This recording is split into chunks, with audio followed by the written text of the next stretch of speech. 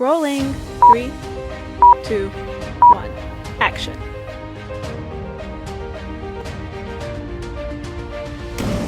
Welcome to Hóčhoka podcast. Hello, Mitaki Api, and welcome to Hóčhoka here at the center of St. Joseph's Indian School's campus. I'm Scott Wooster. I'm joined by Hope McCloskey. And today the two of us host Joseph Marshall III, award-winning author of 18 books. He's a cultural and historical consultant, a teacher, craftsman, administrator, actor, and a public speaker. He joins us to tape for a series directed primarily to our families about the vital task of reinvigorating the cultural identity of Lakota youth. In this podcast, we learn about bows, arrows, and authentic cultural identity. And I'd just like to say welcome, Joseph. Thank you. It's good to have you here. Glad to be here. Our goal is to provide some practical and concrete advice about what our communities, our families, our friends, and folks like Hope even, what each of us can do to restore a strong identity to our Lakota youth. And we talked a little bit about that in our first half, and we'll delve a little more into that in this half. But I want, as a starting point, to turn it over to you to talk about authenticity. And not too long ago, when I was speaking with somebody who studies Lakota spirituality, we talked about owning white America's problematic history, is the way we referred to it. And he acknowledged, one thing he said was, internally, we're all still kind of adolescents in a way, aren't we, is how he put it, and that was his thought about it. But his point had mostly to do with authenticity. And to be who we are authentically is to acknowledge every part of ourselves, the parts that we're proud of, and then also the parts that we're not so proud of, and that we'd rather not have people know. You illustrate authenticity through the lens of bow making is part of that. And can you take our listeners there, partly with the bow making, but also your thoughts on authenticity as well? Well, authenticity can be both good and bad. If we're authentic to ourselves, if we're true to ourselves, then we admit who we are and what we are. And we all are individuals. We've all had different life experiences. We all are influenced by our environment, how we were raised, who raised us, what language or languages we speak. All of those things are part and parcel of who we are. That's our authenticity. What you see is what you get. Sometimes it's not so obvious, but we all know who we are. We should. My wife and I, years ago, when we first moved to Santa Fe, went to a restaurant where there was a live music and dancing. It was loud in there. It was an old adobe building, so the ceilings were low, so it was noisy, and it was crowded. And we were sitting in one corner at a high round table, and there were only 3 chairs, and we took 2 of them. And we had dinner, and we were just sitting there watching and listening, and this young woman came, and it was crowded, so she had no other place to sit. So she saw the empty chair at our table, and she said, can I use this chair? Can I sit here? So we said, fine. But she would go and talk to other people. She would go dance with somebody and come back and take a sip of her drink and then walk away. So this went on for a couple hours. And then she was ready to go. But it was so loud in there that in order for people to talk, you had to practically get in each other's faces and shout. So she put on her jacket, and then she motioned to us, so we leaned forward across the table, and she said, "Wherever you go, there you are," and walked away. That's all she said to us. That was the extent of her conversation with us. Wherever you go, there you are. And, I thought, what's wrong with this person?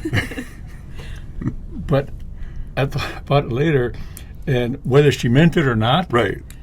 it was a very profound statement. Because wherever you go, you take you with you.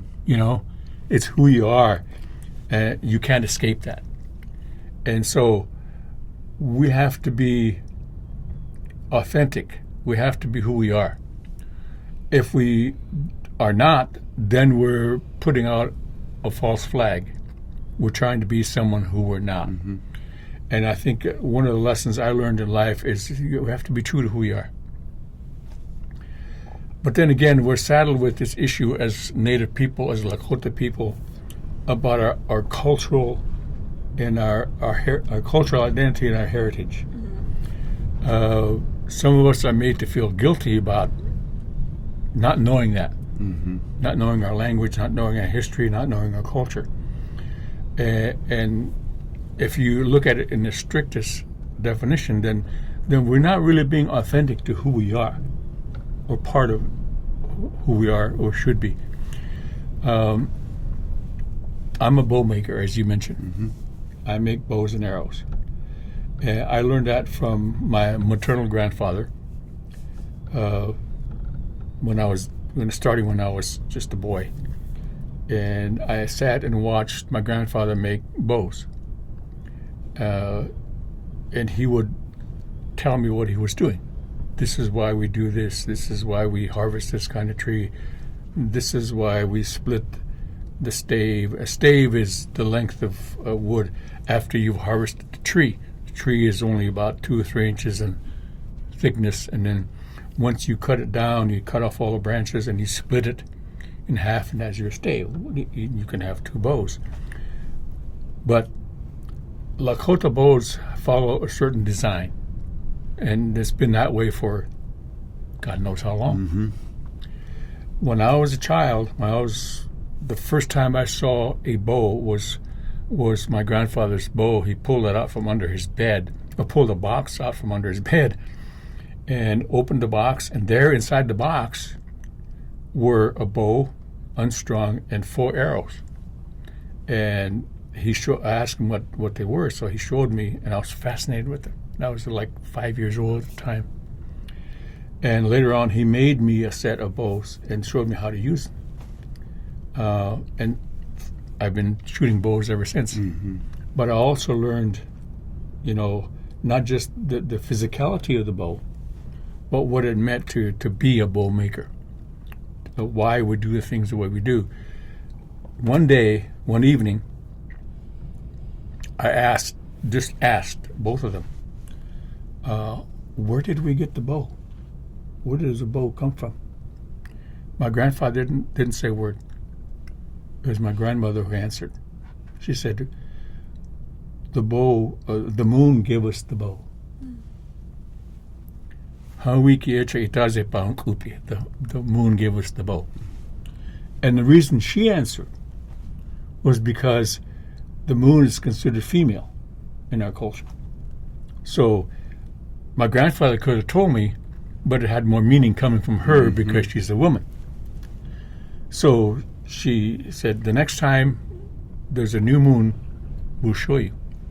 So of course, the new moon came around, and you've seen the new moon, the real thin sliver of new moon. And if you remember the shape, it's thickest in the middle and tapers gradually to each end. That's the bow. Sure. So when you use that shape, that design, the ash wood can withstand the stress of being drawn thousands and thousands of times. There's the whole physiology of the bow, of tension, of fibers separating, compressing on one side, and so all of that is very interesting. Who figured that out when? I don't know, but somebody did. So in reality, when you look at the moon, there's the bow. So it makes sense that she gave us the bow. Sometime later, I asked, where did we get the arrows? And then it was my grandfather who answered.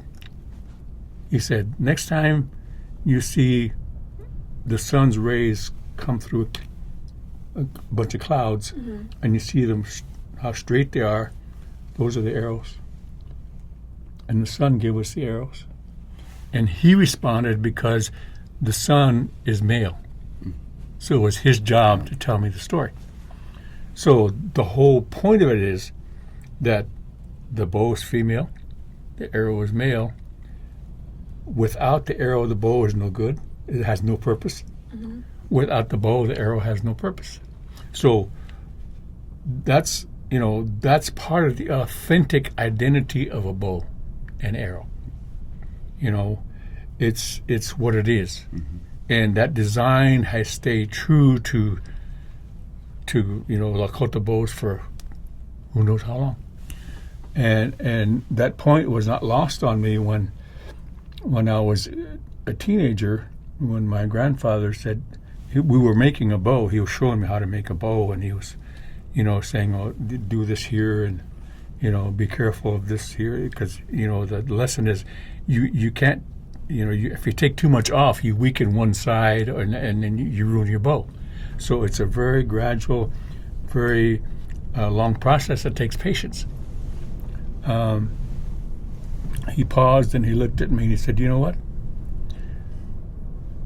The way you're making this bow, the way we're making this bow, is the same way Crazy Horse made his. Same process, same wood, maybe not the same tools, but the same design in the end. And it's going to work the same way his did." So, I felt a sense of connection. I felt a sense of authenticity to something that was a fact before I came along. It's part of my identity. It's part of the identity of that bow. It's the design of that bow is authentic to how it all began. Right. And so that's what authenticity is to me. What we are, how we started, what we become over the years as a group of people, as well as individually. So as a group of people, if we identify as Lakota or Cheyenne or anything else, then we need to know what that is. We need to know what brought us to who we are and what we did, how we thought, where we lived, all of those factors that comprise our ancestors, who they were, everything about them. That's our authenticity. Those are our roots, if you will. That's what we should go back to. So every time I, touch a bow or I start making one, I think about those things, about authenticity and what it means to us as people. And that's, as I said earlier, in an earlier discussion, authenticity is part of identity. If you know who you are, if you know what you are, and you stay true to it, it's a source of strength. It's a source of empowerment when you go out and face the world. So authenticity is very necessary to not just we as individuals, as we collectively, as whatever we are. So that's my story. I'm sticking to it. I love it. I love the story. The question I have is, what advice can you give me about how to claim my identity and my authenticity as a Lakota woman? Well, I teach a class in creative writing this semester at St. Iglesia University. And part of the class is obviously to teach students how to write, basically, whatever it is. A poem, an essay, a short story. We're working on a short story now. And one of the exercises that we do to start each class is I give them a list of words, because vocabulary is important to anybody who's going to be a writer. You have to know words. Those are your tools. So we do this. I give them 10 or 12 words, and we work through them together so they can understand what they mean and how they can be used. And one of the things that I also tell them, and I remind them as often as I can, is that you will be asked to communicate all of your life. That's essential to life. We read, we listen, we talk, we write. It's what we should be doing in life. So whether you're going to be a writer or not, you still need to know the process. If you're going to be articulate, if you're going to make your point known in the world, if you're going to put your identity out there, then you need to be able to learn how to do that. But as Native people, just because we're learning English, just because we're refining our skills in English, does not necessarily mean we give up ourselves as a Native person. We're not leaving that behind. We're just developing a skill that will enable us as Native people to get along in the world. So, the most direct piece of advice I can give is find somebody who knows. Yeah. It's that simple and it's that hard, because those kind of people are not around so much anymore. But find somebody who knows, especially a woman in your case. Somebody who's a grandmother, somebody who knows the old stories, somebody who knows all the traditions, and somebody who knows history.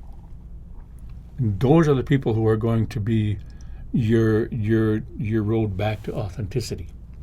There are not as many of them as there used to be, unfortunately, but they're there, and they're also beginning to be more and more Native writers and more Lakota and Dakota writers.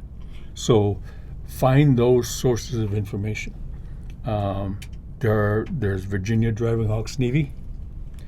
There is Elizabeth Cook Lynn. There are people like that who are Dakota or Lakota who have written books, who have written children's stories. The stories are there. So in the old days, I learned listening to my grandparents and other people. You don't have that opportunity as much anymore, if at all. But you do. But there is the literature out there that you can go to. So the general advice is go to somebody who knows. Yeah. Joseph, once again, thank you for joining us here. My pleasure. At Hóčhoka, at the center of St. Joseph's Indian School campus, where we talk about issues that are central to Native America today. Until next time, stay centered.